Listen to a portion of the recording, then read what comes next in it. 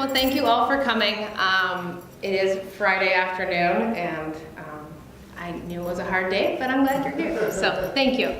So we'll get right into it, because last time I did this, I almost ran over my time. So thank you for coming, and the agenda is going to be up behind me here shortly. We're just going to talk very, very briefly about what disability is, and I'm also going to refer everybody to Barbara's presentation. She did a much better explanation than I myself.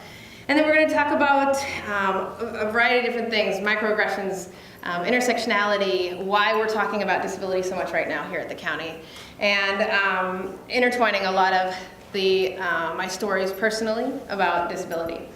So, as Barbara mentioned, I am a program specialist. I've been here about 4 years, and I've had overall a very good experience with my disability. I do identify as having a disability, and I'm just going to leave it at that for a little bit so you guys can all think about it if you don't know me. And I put my family up here on the next page. These are all my monsters.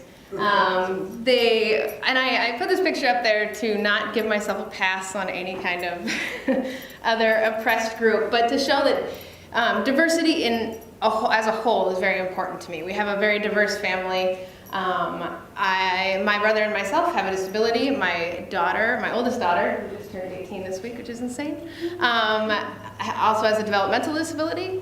And then we have just about everything under the sun. That's a picture that my aunt actually posted at My Modern Family. Because we have Japanese, we have Native Alaskan, we have Hispanic, white, me and my brother with disabilities, and we have one of our close family members is also gay and has a partner and an adopted kid, and we're all blended families, so that's, we're definitely aware of diversity, and we definitely appreciate all aspects of diversity. My lived experience is obviously with disability, so that's the only reason I put that up there, and they're all pretty darn cute, so. So like I said, what is disability? And I don't really want to get into this. I actually shortened this section from last time just because Barbara did an awesome job at explaining it last meeting, and so I didn't want to spend a whole bunch of time. But I really look at the definition from the World Health Organization because it's the most complete. The ADA really refers to the more medical model, if you refer back to Barbara's, of one person with inabilities in this aspect. But there's so much more. There's the environment, there's the barriers that are set up, there's the participation and the limitations, and there's so much more to disability than we just see it at the front of the medical what's wrong. And so that's just what we're working with here, gives you a general idea, but not the most exciting part of this. So, question for all of you with your hands, how many people do you think identify in the US as having a disability? Do we think it's 1 in 3? Raise your hands. 1 in 5? 1 in 10? 1 in 20? Okay, well, 1 in 5 is correct. 1 in 5 people identify, and that's identifying, which this is a very stigmatized, oppressed group. Good can come out of identifying as having a disability, and also there can still be a lot of repercussions as far as identifying with disability. So it's often underreported, and so we keep that number in mind. Also, when just breaking things down a little bit for people, we are the only oppressed group that you can join at any time. So as far as I know, I can't wake up and be Asian tomorrow. You never know what happens, but anybody can wake up and have a disability tomorrow. And so this is the only group that could be classified as joining at any time. And there are some kind of borderline things that I've brought up, but for the most part, yeah. And that brings us also into any able-bodied person in this room could become a unable-bodied person in this room at any time, but a lot of times we refer to it as an injury, or as aging, or as something else other than disability. And the question is why? Why is disability such a stigmatized thing? If I have 2200 sight and it's caused by a disease, or if you have 2200 sight and it's caused by aging, we still just say aging versus I have a disability, I have a sight disability, I have a vision disability. So why is that? Why is society still so scared of the word disability and admitting that you have one? And that's just something to kind of ponder. And then, let's see, the types of disability. This is an interesting one, and we'll come around to it again. Invisible versus visible. It's very interesting. Most people have this picture of disability in their head, and it's typically the visible type. Using a wheelchair, using a walker, using a white cane, not using sign language. And that's the more visible type disabilities. When the majority of people, especially here in the county, as we'll see, have the more invisible types of disabilities or non-visible. And so we're looking at mental health, sight impairment or hearing impaired versus deaf or hard of hearing. There's all different labels, so we'll talk about that in a minute too. But those are the more invisible types. And so there's two types. As I mentioned before, I have a disability. And as I stand up here and look around at all you guys, some people may not know, but I am considered legally blind. So I'm one of the people who can identify with being both invisible or visible, because in a situation like this, I can fake it really well, and I don't have to disclose my disability. If I were to, if somebody was trying to have me lip read or something like that, no, not gonna happen. If somebody hands me a piece of paper because they think I'm totally sighted and I can't read it, that's when I have to, quote unquote, out myself. But when I'm in a conversation one-on-one with people, because I have macular degeneration and the central vision of my eye is what is progressive, so it's progressively getting worse. We don't know how good or bad it will be or how long it will be. But it's a central vision, so I tend to look to the side of people because that's where naturally my eyes go. I'm not doing it on purpose. I think I'm looking at you. I think I'm doing the best I can, but I'm looking to usually the left of people. And so they're looking behind them. So they're like, who are you talking to? And do all sorts of stuff. It's pretty interesting. But so that's where my vision disability becomes very visible. So I get the privilege and the discomfort of both sides of it. And I recognize that. In a room like this, I can be the white, blonde-haired, blue-eyed girl talking about disability, and then when it really comes down to doing my job or personal relationships or whatever it is, that's when my vision comes into the visibility zone. So we'll circle back around to this also.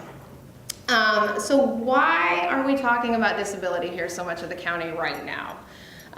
Number one, which I don't even have on the slides, the equity resolution is definitely out and definitely a big priority for the county, which is awesome and it's exciting.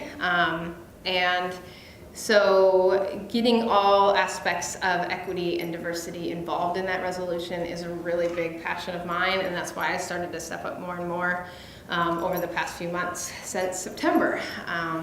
If this is an equity resolution, we need to have all realms of equity involved in this conversation and considered. And so that's been a real hot topic. And with the ERGs all being involved, we're really getting that all-encompassing diversity or equity type strategies.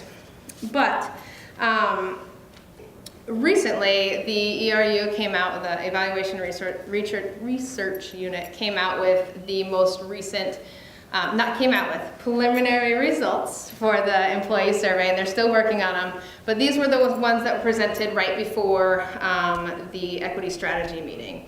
And so here at the county, we have 9.3% of people who identify. That's about 268 people identify as having a disability.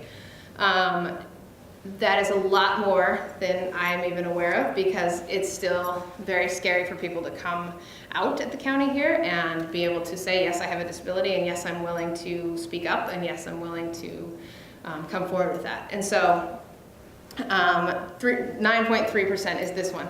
At the last employee survey, we had 9%. So this is kind of scary that this hasn't budged really at all, 0.3%. And why is that? Are we not hiring? Are we not retaining? Are people not wanting to work here, not wanting to apply here? Are they not getting chosen through interviews? Where are we missing this gap here? And why hasn't this increased with the rest of the equity numbers. People of color and LGBTQ, they're slowly rising, but they are rising, and this really isn't. So we need to be mindful of that. As I spoke about the visible and invisible piece of disability, so when people think of disability, they think of the obvious things, the wheelchair use, the cane use, the obvious things. Only 6% of those people that disclose disabilities here at the county said that they were visible disabilities. So that's hardly any of those people actually disclose that having that visible, something that you and I can see right out front. 17% disclosed having both. That would be somebody like me. And I answered that question because I didn't really know what it was. I mean, it's visible and not visible. So I answered both, and I actually was stumped by that question for a second. And then 68% of people, so anybody in this room, anywhere in your work unit, are dealing with a non-visible disability. Think about that for a minute. If they don't come to you and say, hey, I'm dealing with mental illness, or hey, I'm dealing with this, or hey, I'm dealing with that, you're not going to know. So that was Barbara and Ashley and I's whole point of having these trainings, is we need to make people aware, especially now that we have the microaggression clause in our contracts. We need people to be aware that you may not have a clue about what's going on in your work unit. You may not know that you're offending somebody. You may not know that somebody is really struggling and you are cracking jokes about this and that, and it's really offending people, and they still don't feel safe coming out as far as telling you that they have a disability because they don't know what you'll say, or they don't want to tell their manager. There's a lot of this going on. And so that statistic there is really shocking and true here at the county. So this is what we're doing. And then that last quote on there on the slide is a quote that came from the Research and Evaluation and the Office of Diversity and Equity research project that we all went through. And that quote is, bottom line is, I'm invisible and I'm scared. And that came from some of the quantitative research that came out of that project. And they got a ton of quotes, and it was heartbreaking that people are out there struggling, that people are feeling this way, feeling isolated, feeling alone. And so these sessions and all this work around disability awareness is huge, and we're really trying to make sure that it's out there. So that's why one of the reasons why we're here. Also, before the equity stuff all began, I was doing a little research project of my own and trying to find out what's going on here at the county with disability. And I naively, this was before I was really involved with ADAPT, the Employee Resource Group, I naively put out this email that said, hey everybody with disabilities, tell me what's wrong with your work unit, and write it in this email and just tell me what's going on. To my shock, because I was naive, nobody, not one person responded via email. They said, can I come to your cube and talk to you? Can I call you? Can I leave you a note? Can I tell you some other way? I don't want it written in county emails. And so these quotes behind me are some of the quotes that came about from that.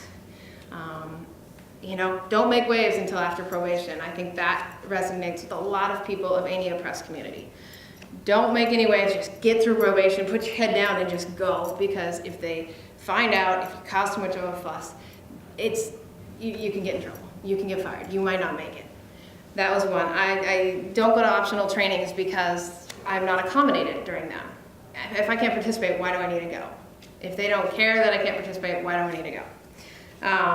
And then just a few other ones that, I look at management and nobody else has a disability. Am I ever going to get promoted? There's nobody at the top that looks like me. And the reason that one really called out to me is, A, why is there nobody at the top that looks like us? B, if there is, why don't we know about it? Why is it that these people feel like they have to hide themselves even at the top? And it's not because they're bad people, because I've hidden and faked and done all I can often to hide my vision disability. It's because society doesn't accept it yet. If you have needs, if you need accommodations, often that costs money, that makes time. You wonder if they're going to be able to do the job, if they this or that. I had a lot of people reaching out saying, yeah, I lie about why I need a flexible schedule. I lie about why I need a 0.8 FTE instead of a full-time or a full 0.1 FTE, because I'm not going to tell them that. I just tell them it's work-life balance. So why isn't there people at the top that are either able to disclose, comfortably able to disclose, or they aren't there? So just some food for thought there. So it's happening here at the county. On September 14th at the equity resolution, the adoption of it, I did a testimony, and I think it was probably the first time anybody with disability really had. And I felt compelled to. I had no idea what I was going to do. I was terrified. I didn't know what I was going to say. I really just thought, oh, I got a few minutes to think about it. And as soon as I turned in my ticket, they called my name, and I was like, oh my God, what do I do? And so I came up here, and so afterwards, a ton of people reached out to me. And this was one of them, and I'm hoping somebody can read out loud the quote that's up there. Thank you, Purry. Because I'm fortunate to be in a supportive environment, I tend to feel guilt, shame, and blame myself when I'm not able to complete a task or do so in the time or manner that everyone else, in parentheses, does. I tell myself, come on, you're so lucky and are getting these accommodations and supports, and you still are falling short of your performance goals. What's wrong with you? I just felt like those feelings of pressure and insecurity were part of my disability in particular. My problem. So hearing you say that you also had feelings of being alone and scared, even in a supportive workplace, really was so helpful for me to hear. I was brought to tears and thinking, yes, oh my gosh, that is exactly what it feels like. She just hit the nail on the head with what is so hard for me to describe. That's heartbreaking. I read her description and I asked if I could use it. And I was like, oh my gosh, she said it so much better than I did. So it's that, whoa.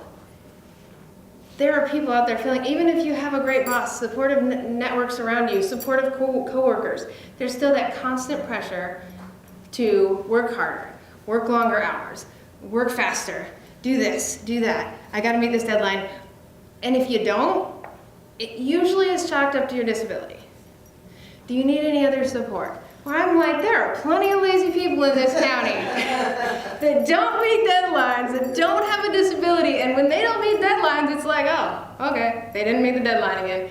But with people with disabilities, it's immediately chalked up to, hey, maybe we need to get them some better equipment. Maybe we need to get them some more support. Maybe we need to do, no, I just missed a deadline. I screwed up just like every other human in this place. And so to see somebody else and put it so much better than I did, I don't know what she's talking about. It's heartbreaking. It really is heartbreaking. And since that resolution and then the following one just a few weeks ago, months ago, shoot, I don't know, time's flying, more and more people are reaching out. More and more people are scared. More and more people don't know what to do. They all are so afraid of losing their jobs. They said, I got in, I'm only 6 months through probation, and I can't get what I need, and I am about to crumble, but I don't know what to do, and my boss is not supportive, and I don't know what to do. And these are the stories I'm getting at least on a weekly, if not more, quite a bit more. Right at the beginning, I got a huge push of like 10 to 15 people saying, I need help. And I'm not gonna trust anybody except for you, because you're not getting fired. You're up there, you're admitting that you've worked long hours, and you didn't get paid for it, and you didn't tell your boss, because there's no way I could. And you didn't get fired. And so now I'm reaching out to you, and I said, can you reach out to so-and-so at the equities, so-and-so? No, they don't have a disability, they don't get it. They don't understand. I mean, it's sad, and it's really hard to hear. So this stuff is happening to probably people you sit next to. This is happening to people everywhere in the county. And it needs to be addressed, and that's why we're here. So microaggressions. We have heard a lot about microaggressions lately because it is now, yay, in our contract. It's clearly spelled out, and now the organization is trying to figure out how to implement it and make sure managers, coworkers, everybody's aware of what's going on with microaggressions and how they affect people and how to avoid them. And that's again why we're here for these trainings. We're trying to get awareness around it. You have to know what's going on. You have to know that there's 68% of us sitting out there that you don't know has a disability, and they need to, you need to know how to ask the questions, how to have the conversations. And so that's why we're here. The next slide.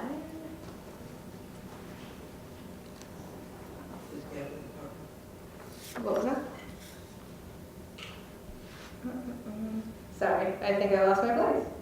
Oh, so yeah, I just want you to do a quick 1 minute with anybody next to you, and either talk about if both partners don't know what a microaggression is, talk about that. If they both know and you're both aware and don't want to do that boring thing, either talk about a situation. Again, it's a minute, and then I want you to come up with a fun definition. Now, the people who know me know I like to use foul language, so if you want to throw that in there, that's fine.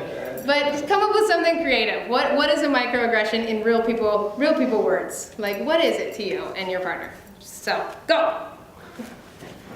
So I'm gonna ask hopefully 1 or 2 groups to share a funny one, if there's anything good, exciting, juicy.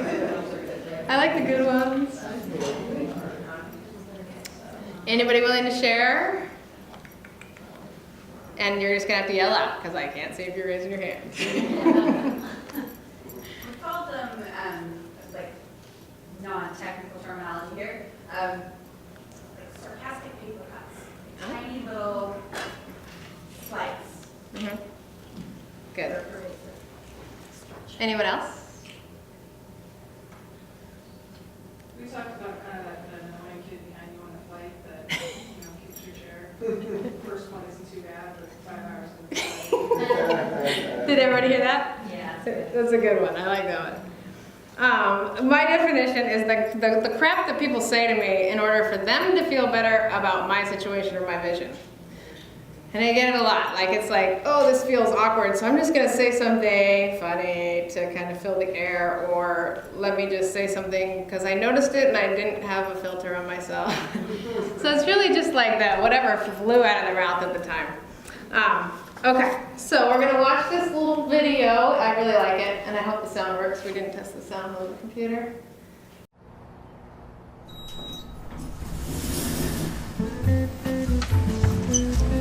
Good morning, Bob. Morning there, big man. Morning, Alice!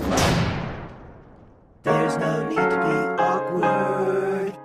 Poor Bob. Like so many of us, he just doesn't know how to interact with people with disabilities. It's pretty easy, really. People with disabilities are people first. We need the same things that every person needs, like respect. Good morning, everyone. Attention! Okay. Maybe we need to be more specific. The easiest way to show respect is to focus on the person, not the disability. It's okay. You'll get the hang of it. One easy way to focus on the person is to watch the person signing, and not their interpreter. Or their companion. It's really cool that you'd like to help, but do us both a favor and please ask me first. What you think might be helping? I got you. Wait, ah! Oh no, might actually not. If you'd like to offer me help, let me hold on to your elbow. Don't take mine. Hey, would you like to take my arm? Sure. Assistive devices help us to live our lives. They're really important and really personal.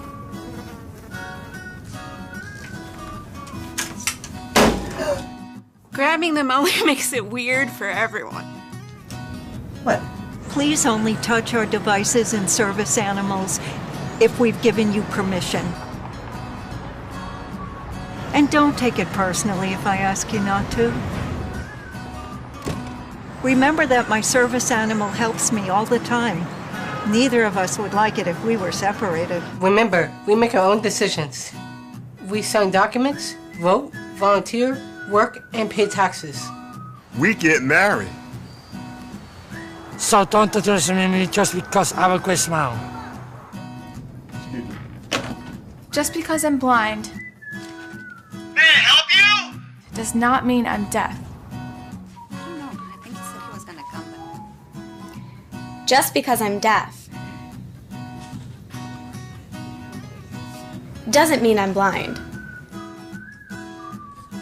And just because I use a wheelchair doesn't mean that I can't sweep you off your feet.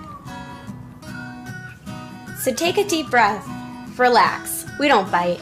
Unless we're really hungry. Hello there, ladies. How are you? Hello. And if you're not sure what to do, just ask.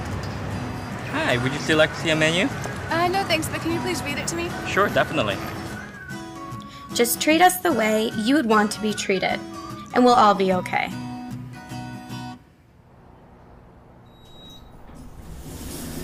Good morning. Good morning. Good morning, Alice. Morning. Awkward no more. Nice job, Bob. Go forth and be human. There's no need to be awkward. So, that just, I mean, it seems silly, but anybody in any of those positions has had those experiences more than once in their lives. And it's, again, like microaggressions, nobody's meaning to do any of it. It's just happening because of awareness and the unknowing. And with disability, it's even more difficult. The ADA gave people with disabilities many, many, many rights. But for many, a lot of people think they cannot ask about disability. They can't ask. No, I'm not allowed to ask. No, we're human. I can ask about your hair. I can ask, I mean, it's the same thing. We just have to be respectful about it. And we'll go into that at the end. But it needs to be addressed, and disability has been so in the closet, and don't ask, don't tell, and don't discriminate, and don't this, and don't that. We have to open those doors up and have the conversations. We have to be able to talk about those things in a respectful way. My experience, I will share, and it's a good one, about microaggressions. And because I have the privilege of being, look more dominant culture than many, I experience microaggressions on a pretty regular basis. This was at the Public Service Diversity Conference. This was a couple years back. And I went there, and as many of you know, it's at the convention center, big place. I never know where you're going. It's always a different conference room, different everything. So I was wandering around there, like most people, and I saw a woman that was kind of doing this, and she was standing in front of a sign, and she looked kind of official. And so I walked up to her and said, hey, I'm looking for the diversity conference, can you help me? And she looked at me and said, there are signs everywhere. So I was like, okay, I'll just move on. So I was just wandering around, and I heard somebody say, oh, the diversity conference is upstairs all the way to the end of the hall. So I was like, okay, cool, that's all I need. So I move on, and I get to the table. There's a table where we sign in, and you find your name, and a lot of times all the letters are on the wall, like A through Z. I can't see that, so I go to like the middle. I'm pretty good, like I said, at faking things. So I go to the middle, I'm like, oh, Emily Purry, and they're like, P's are that way. And I'm like, okay. So I act like, of course, faking it, like, oh, okay, haha, I didn't notice. So I get down and I'm listening to the people, again, lots of coping skills, listening to the people say, oh, I'm so-and-so Jones, and I'm so-and-so, whatever. So I'm kind of gauging my way based on that. Get up to the spot where the P's are, and I say, hi, I'm Emily Purry.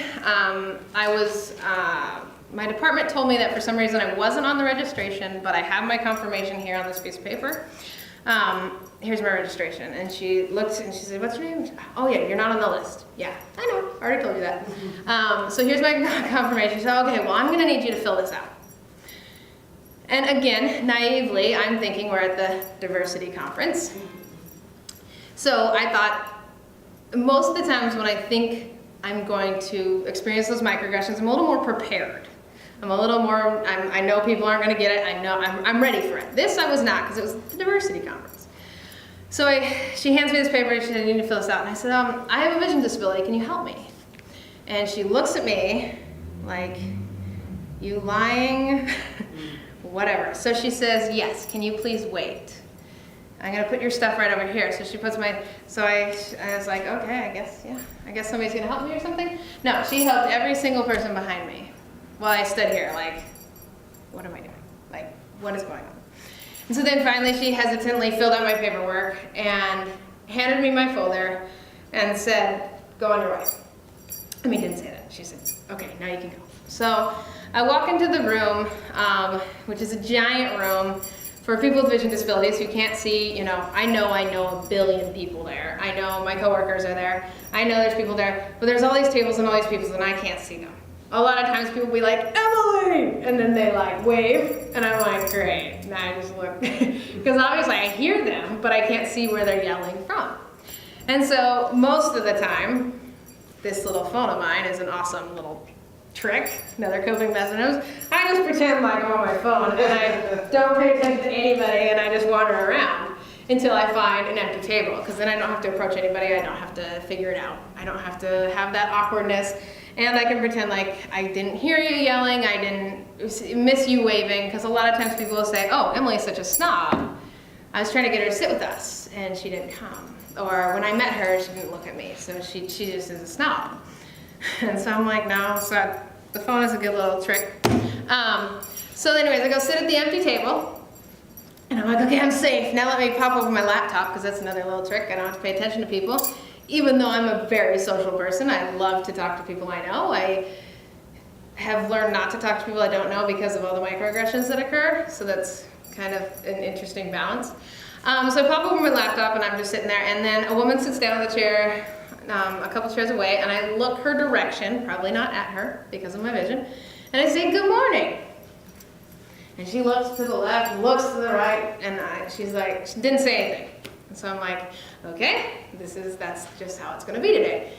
So I sat there, I opened up my computer, I had received an email from the diversity conference because they asked if you need accommodations. And so I checked yes. I assumed, again, naively, that I was accommodated, and so I filed that little email off because it came a few weeks before. Open up the email, it says, I'm sorry we are not able to share the presentation with you because the presenters were not able to share, didn't want to share it out like publicly, or they didn't have it turned in on time. So now I'm sitting at this table, like 5 or 6 microaggressions already that day, and now I can't even participate in the slides. I can't see what's being presented. Obviously, no one's gonna pay attention to any of the needs I have, and that's all I requested was slides on my computer so that I can follow along. So I text my boss, I said, you know, I'm done with this today. I'm not gonna do this. I'm done. And I was like, I'm sorry you spent a lot of money on my seat, but I have to leave. And so she said, get out of there. You know, I don't know what's going on, but get out of there. And those are the kinds of microaggressions that build up and build up and build up. Well, a lot of us have seen the mosquito bite video. Like where it's just like 1, okay, I can handle that, I'm pretty used to that. 2, okay, 3, 4, 5, and it just continues and continues throughout the day until you're so exhausted, you just give up. And so, that was the diversity conference, and that's a public service diversity conference, and they're well aware of it, so everybody, a lot of times people were like, did you complain? And a lot of people already had, so it's being kind of addressed. We'll see how it gets in the next few years. So the next section we're going to kind of briefly, not briefly, but it's a section on awkward or microaggressions. And this is, again, looking at some real-life scenarios of people who are experiencing microaggressions on a pretty regular basis. The first one is a blind woman, or somebody sitting there looking at a copy machine very closely. You can probably imagine this is me. Really closely trying to figure out the buttons, mostly like everybody else, except for now I'm usually running it by memory. So any of the buttons I can push, I push by memory, and if anything's messed up, then I get the wrong thing. But for the most part, I memorize everything. So sitting there, pushing buttons really close, looking down here, and somebody walks by and says, wow, you need to get your eyes checked. It's like, is this awkward or is this a microaggression? Anybody?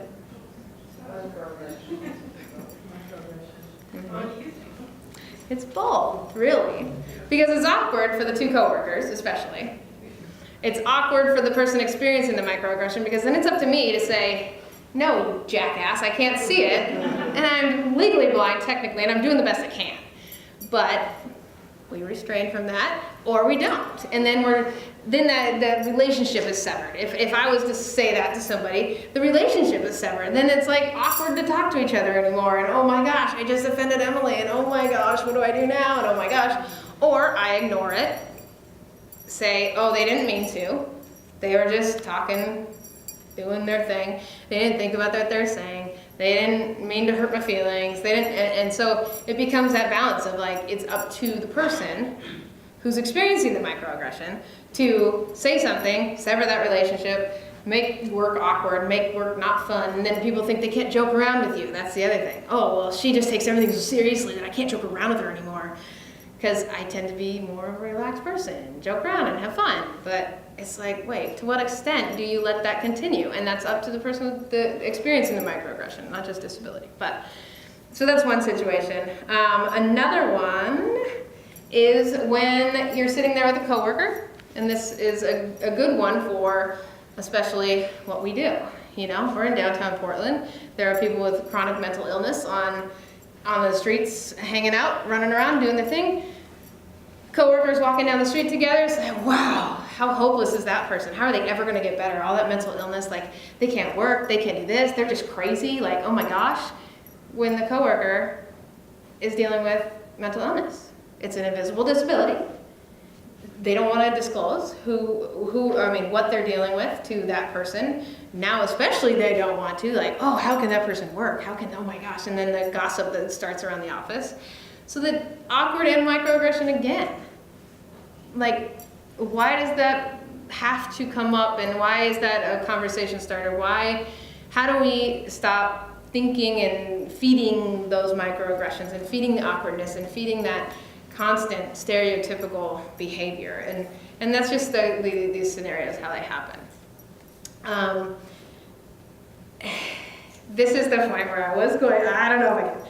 So if I was standing up here like I am now, and somebody walks in the door, and then if I was standing up here, and in this bag is a white cane, the perception of the person walking through the door can immediately switch. I can go from an able-bodied, white, blonde-haired, blue-eyed girl to the blind girl that's standing up teaching a class with one thing. I don't even have to be blind to pull this out to get a different perception of me in seconds. And this is what people with invisible disabilities face. Do I disclose? Am I able to be my full self at work? Do I use something that could very well help me? Or do I hide it and do I face the stress, the worry every day? And that is the privilege and the negative part of it. I have the ability to hide who people are part of me. I don't have to disclose to you. I'll get a lot of comments at some point if I don't disclose. But if I have a cane or a service animal, I'm outed. Everybody knows what's going on. And do I take that risk and show who I am? And that's the risk. That's where do you draw that line? And each person's different. And until we can break down some of those barriers and perceptions about disability, this is the life people are hiding in. I did cane training probably a year and a half ago, and it has not left this bag because I'm too afraid. And it sucks. It does. Because it can help me. I can fake it a lot. But why do I feel that way?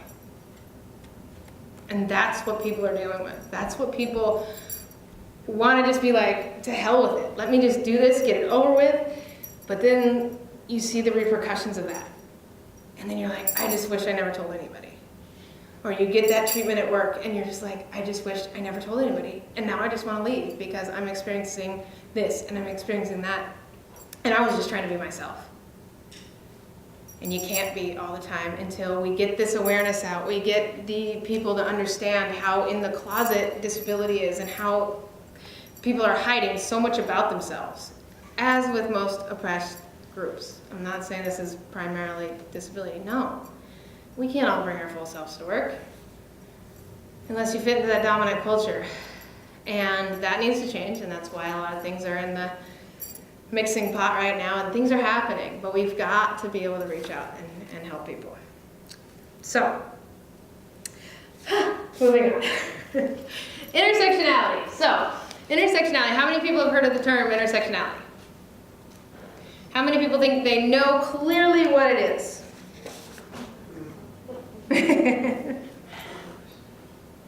Okay, good. So, this is one of the really top popular topics right now is intersectionality, and how is it really used, how is it abused in the sense of what are we doing?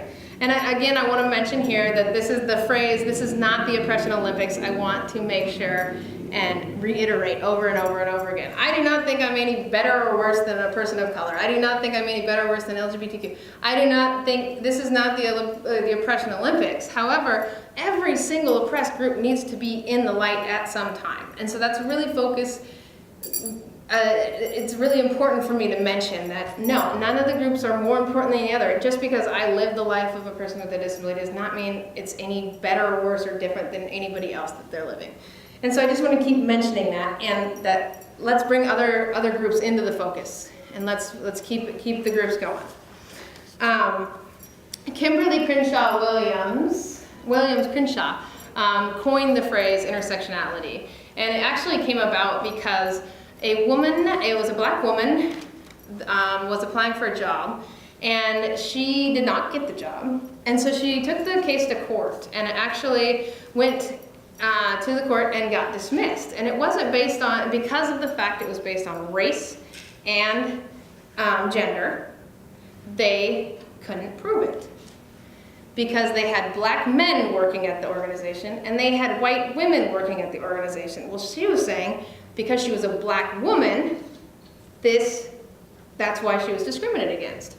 But because they could prove they had black men and white women, they couldn't bring it together, so it actually got thrown out of the court. She didn't win, it didn't get decided on because there was no law, there was no support for that piece. It was no, we're not racist, and no, we're not sexist, so we're good, we're covered. And so that's where this phrase really got coined, is because there has to be protection for people experiencing multiple identities and how those identities affect us in this world.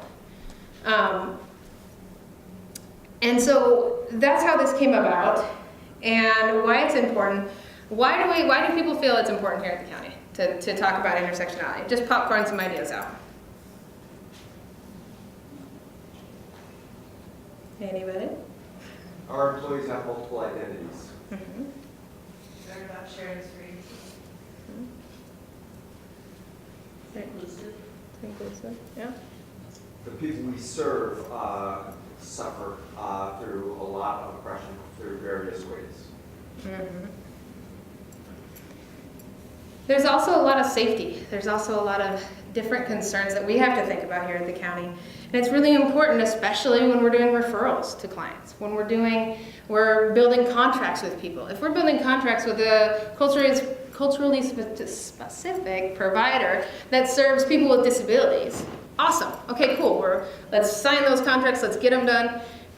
But then you send somebody with a disability to this organization that happened to be Asian, and they're an all-white group. They don't know how to serve somebody of color. These contracts that we're building as a county need to consider where we're sending people, who are we contracting with. We don't want to contract with a racist group, but even though they serve people with disabilities, we need more of an inclusive contract that we know that we can send a client of any race, any gender, any sexual orientation that has a disability there, and they're going to be included in their services, and they're not going to be discriminated against. Because our clients trust us. Our clients trust us to give them safe referrals. And if you don't give them a safe referral, like many people, they're not going to trust the government, and they're going to walk out, and they're going to hate us for it. and their safety's at risk, nonetheless. So like shelters. If we send somebody to a shelter that, you know, isn't inclusive of LGBTQ, they're gonna be like, great, I just went through all that, and now I have nowhere to sleep tonight. We have to be thinking about this stuff. Contract referrals, and that's just good practice on the county. We need to look at the contracts, look at the organizations, see what they're doing for inclusivity. Employees here are facing it. You know, not putting people in a box. Oh, Emily, you're disability, you have a disability, so you can go to the ADAPT ERG. Well, what if I'm a lesbian? What if I want to be somewhere else, but now you put me in this box? Something I hear a lot of is, hey, you're a person of color, you should join the EOC. That's like their first thing. And it's like, no, what if they're dealing with other things? Why do they have to be put in a box? Why do we have to put these people in a box? Our clients, our employees, everybody experiencing different identities all the time. And to be inclusive of those, we have to look at the intersectionality piece and allow people to identify and as they wish, as they choose to. And join groups and be part of whatever they want to be part of. I mean, it's really important. Things I was really concerned about when putting my presentation together was, what if I just tell these people all this information and then they can't do anything with it? And so one of my big things was takeaways. And so takeaways, I really wanted to be able to have you all take something back to your clients as well as your coworkers with you. And so when we look at okay, I don't know. Some takeaways. Looking at language. Barbara spoke to this again in her presentation about language. Person first is the safest way to go, but really when it comes down to it, ask somebody. What do you prefer? It's really interesting when I was thinking about this. If I identify as legally blind, people think I'm blind. People think I can't see anything. But if that's how I want to identify, people just need to get over it. And they observe, like, hey, she can see me, or she's picking up that, or she's doing this, or she's doing that. So how people identify is how they want to, if they want to be referred to as disabled, go for it. If they want to be a person first, a person with a disability, go for it. If they want to be hard of hearing and deaf, that's one that throws people off. They're like, are you hard of hearing or are you deaf? Who cares? Move on, see how they're interacting with the public. Do I want to be blind or visually impaired? Who cares? You know, you just move on and you say, okay, she'll do whatever she wants, and if she needs help, she'll ask. So it's really important to help people identify, just allow people to identify as they want to. Don't tell me what I can and can't do. That's one of the ones that is really big for people with disabilities. Barbara always says, help is like a 4-letter word to us. Do you need help with that? Would you ask anybody else if they need help? Or is it just me? So often we will reach out if we need help. Don't tell me, a lot of people say, you probably can't see this, but I'm just gonna give it to you anyways. Or don't tell me what I can and can't see. You don't know, you're not living in my body. So just, if I need your help, I'm gonna ask, hey, can you read that? Can you this? Can you that? It's not something you can tell me. So that's just language around that. This is a hard one for me, jokes. Jokes are a coping mechanism, by far. When I was in school, I was the jokester, especially about my vision, and I still do it today. We were in a meeting the other day, and my supervisor at the time was like, is that blurry, looking at the screen? And everybody's like, I don't know, is it blurry? I was like, it's definitely blurry. And they were like, oh. So, and it's something that I need to stop doing. And I've really made an effort, but it is what it is.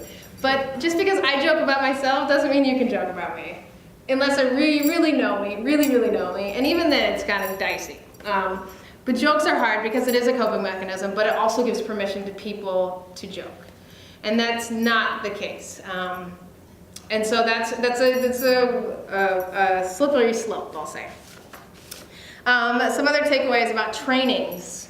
Always be asking the accommodation questions. Any trainings, any forms, any meetings, do you need any accommodations? You can make it a checkbox and say, if you need accommodations, reach out to me at this email address. You don't have to put a list of like 20,000 things. If you don't want to, you can. But just make sure you have that in your trainings, in your any of your forms, anything that may need an accommodation. Make sure that's just an easy takeaway. Look at your activities in your trainings. Are they all mobily based? Are you making everybody walk around? Are they all visually based? You only have stuff stuck up on the walls. Are they all discussion based?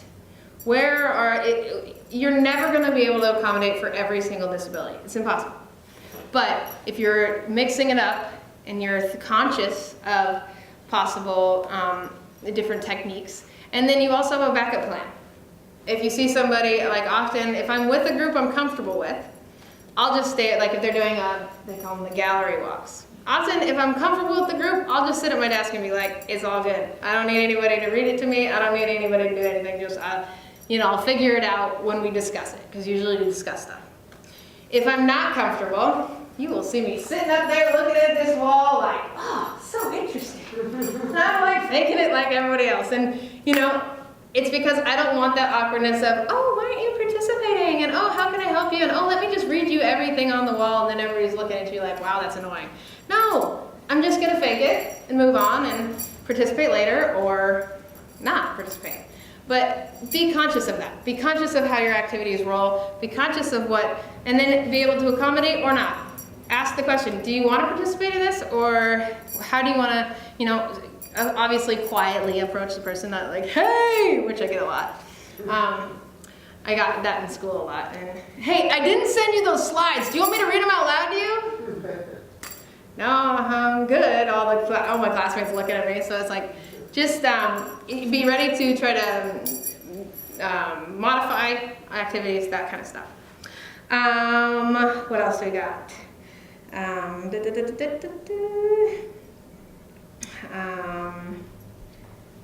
trying to think. So, give me something. Consult, ask the question. Hey, I'm doing this, how would that best work for you? Ask the question, and if they don't want to answer it, and they don't want to talk about it, then that's their choice, but ask the questions. Consult ERGs. ERGs are super active right now. With the equity resolution, we're dying for people to consult. I have people reaching out to ADAPT to review policies, to say, hey, is this equitable? Is this including people with disabilities? Is this language offensive? Reach out, send it to the ADAPT emails, send it to the ERGs, say, hey, can you review this real quick? Try to give us some time. We are working with a lot of people, like a week to 2 weeks, like, don't be like, can you review this in 10 minutes kind of stuff. But ask the ERGs. The ERGs are hungry to get in this work and make sure that we're included in policy changes. Decision making is another big one. If you're making technology changes, especially like Google and that kind of stuff, consult with groups that might be affected by it, and consult early. Don't be the aftermath. Don't do it after the fact. Because it's almost more offensive to find out, no, actually that's not accessible with the screen reader, but we've already invested 10, 100,000, million, quadrillion dollars, so you're screwed.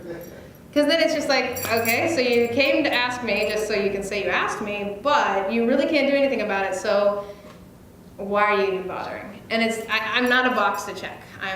We're not boxes to check. So if you're making big decisions, try to consult. Like if you're purchasing new programs for your department or for the library or for wherever, consult. With that, any questions? And again, just yell them out, don't raise your hand. Thank you for the presentation. I was curious if ADAPT knows of other government agencies that are doing this better. Absolutely. There's many. Actually, the city of Portland is a model employer for people with disabilities. They have multiple positions. I think they're up to like 6 or 7, maybe 6, I think 6 positions that are disability specific, implementing policies, all sorts of stuff. King County has a huge department that deals with all disability kind of accommodation things, and all of it filters through them. So all their departments filter through the accommodations, everything's centralized. in many other counties. And we don't have any disability specific. We have a couple titles that include disability. It's usually like, I think the health department just hired or is going to hire for it's a privacy/ADA person.